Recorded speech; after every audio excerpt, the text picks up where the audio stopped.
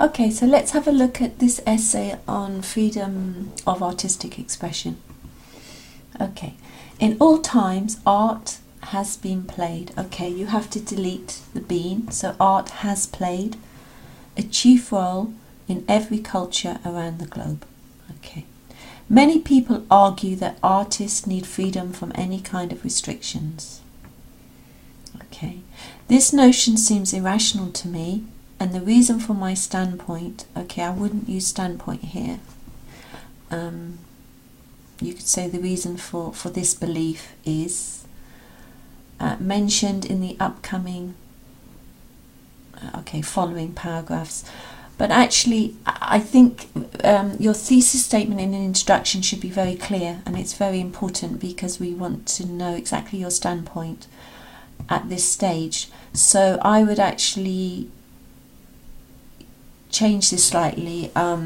You could say something like, this notion seems irrational to me, and this essay will argue that government and public restrictions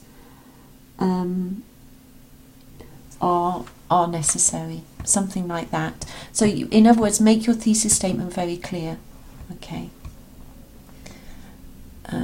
Right, the most obvious factor is social stability.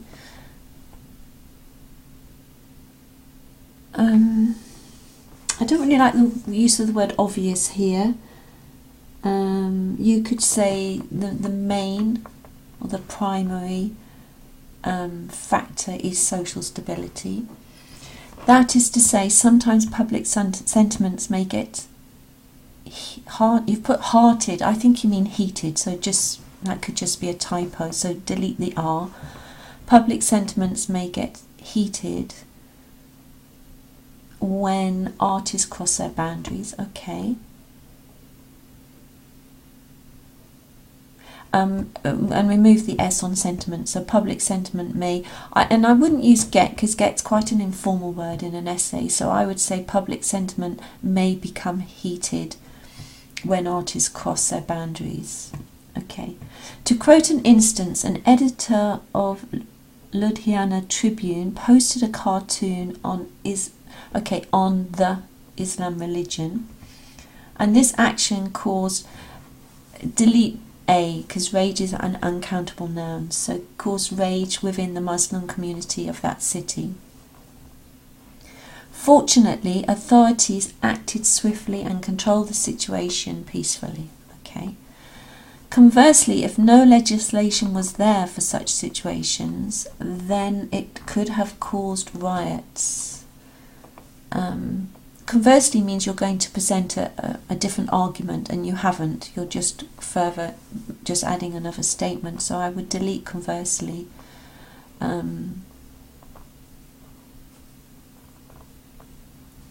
Okay, so therefore guidelines on all art types are required in order to keep people's sentiments unharmed. Okay, I wouldn't say unharmed here. You could say something like guidelines in all art forms are required in order to be sensitive to people's sentiments, or to people, or to be sensitive to people's feelings. Okay. Moreover, vulgar content can also be used in any art form to gain publicity. Okay, that's fine. This would not be appropriate for children in any society, because young people often try to imitate movie stars who are shown many times on screens enjoying smoking and drinking. Okay. These scenes can hinder adolescents' mental development. What you could do is, I would put these scenes can hinder adolescence, and then apostrophe, mental development. Okay. Hence, it is totally valid that such artists should follow a set of rules while producing their work, rather than doing whatever they, you could say whatever they wish, just because it sounds a bit more formal, but whatever they want is also correct. Actually, it's a good sentence grammatically. Right, in conclusion, okay, do remember to leave a space for your conclusion, just a line space there. In conclusion, due to the harmony of society and children's mental health, I firmly assert that all art forms should be monitored for a better future. Okay, not due to the harm. You'd have to say, in conclusion, for the sake of.